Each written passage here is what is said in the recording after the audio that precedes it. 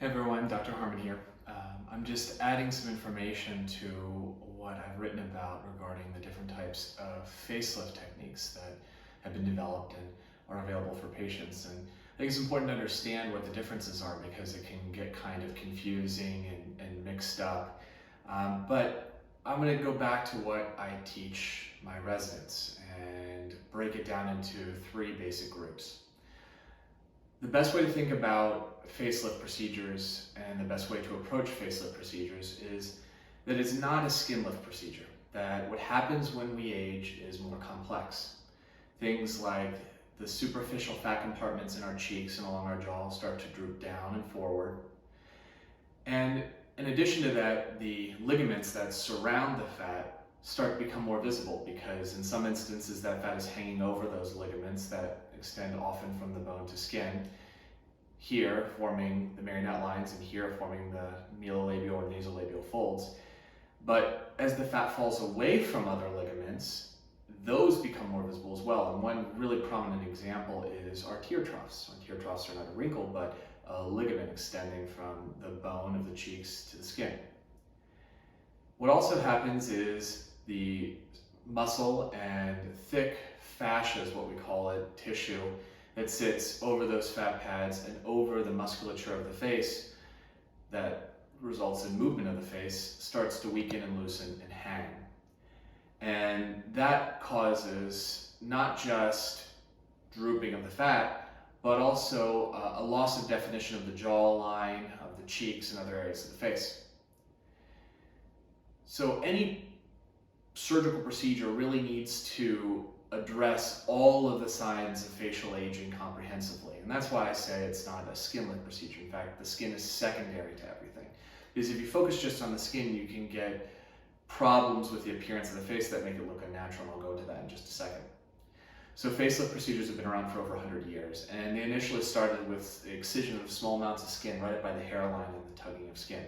The problem with that is the skin stretches back out very quickly because it was put under a lot of tension.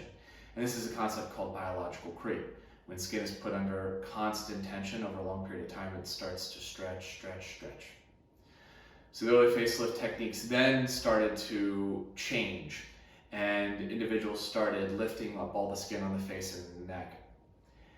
After that, they started to notice that what bothers people frequently about their face as they get older is drooping jowls. It makes the jawline appear shorter and is a very strong sign of facial aging. So people started placing stitches through that thick fascia that I mentioned previously over that fat pad and secure it up right in front of the ears. They would use dissolvable stitches usually. And what would happen is that you'd get some improvement in the jowls, some improvement in that tissue hanging down. And the skin would be pulled and lifted under a lot of tension, and then that redundant skin would be removed and then everything would be closed up. The problem is the skin would remain under tension, as I had mentioned, and none of the other signs of facial aging would have been addressed. The cheeks would not have been addressed, the side of the neck would not have been addressed, the angle of the jaw and the back would not have been addressed. And so what happens with the skin is it can sometimes impart almost a pooled appearance on the face. If you've ever seen someone with really widened mouth, or someone with almost like a purse string appearance on the side of their face, what's also called windswept appearance, with tethering at the jawline is often seen with those facelift techniques. And because the skin is under a lot of tension, there's a higher risk of abnormally large scarring in the areas where the incision was made, as well as a stretching back out of the skin and a need for an additional facelift procedure. So as we learn more and started to understand more about what the anatomy of the face is and entails and what changes as we age, we started to realize that we also needed to do a lift of the deeper tissue. And that involves the lift of that fascial layer, and we call that layer the SMAS layer. It sits over the superficial fat compartments of the face, over the musculature of the face that results in facial movement, and it's continuous with a muscle that extends from just above the jaw all the way down the neck called the platysma. And so as facelift techniques evolved and we understood this SMAS layer better, the more advanced techniques started making incisions through that layer of the SMAS in front of the ear. And that got a slightly better improvement in the jowls.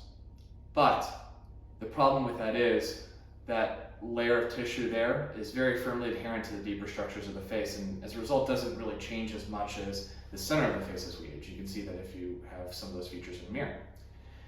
So there was an improvement in the jowls, but you're left with the same issue where you're pulling on the skin really tightly and closing under a lot of tension, and that SMAS layer that is incised and lifted just a little bit often is pulled in, that sits under a lot of tension as well. And it also doesn't address the major area that changes as we get older, which is the center of the face.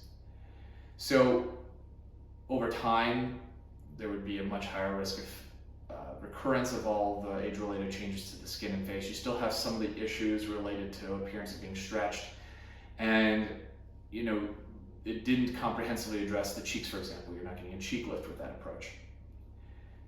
Deep plane facelift surgery was developed in the early 90s. The earliest publication of papers on the technique were from the early 90s. And they took a wholly different approach. The individual who developed this, Sam Harmon, took a wholly different approach to facelift surgery. What he did was he said, all the things that are really changing as we get older sit in the center of the face. And we need to go into those deep structures and lift that SMAS layer as well as that platysmal layer that's continuous with the SMAS layer. And we need to do that in the area where things are actually changing as we age. He described important ligamentous attachments in the cheek and the jawline that, if not released, caused a lot of the tension that was occurring with those other and older facelift techniques.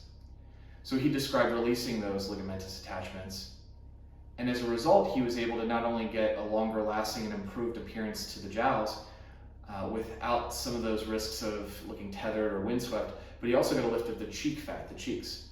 And that was an enormous improvement in the appearance of facelift surgery. And because he released those tension points in the cheeks and jowls, there's no tension on the skin. And without tension on the skin, you have a significantly reduced risk of abnormal scarring or thick scarring, as well as stretching out of the skin. And so his experience was amazing, and his publication was amazing because it could provide this amazing improvement in addressing age-related changes to the face. The extended deep plane facelift technique was created by my fellowship director, Andrew Giacono, in the 2000s, and he's widely published on it. What he did was he took the deep plane facelift technique and extended it into the neck, because the neck is continuous with the face from an anatomic standpoint, and so really should be addressed as well from the side. What this allowed him to do, and was published on this, is to not only get the benefits of the deep plane surgery in the face, but also improve the length and definition of the jawline, not just at the jowls, but in the back of the jaw as well. And by lifting the deep plane and releasing tension points in the side of the neck, he was able to get an improved appearance of any neck procedure he did from the front. And this is the technique I utilized, and I was trained in by him.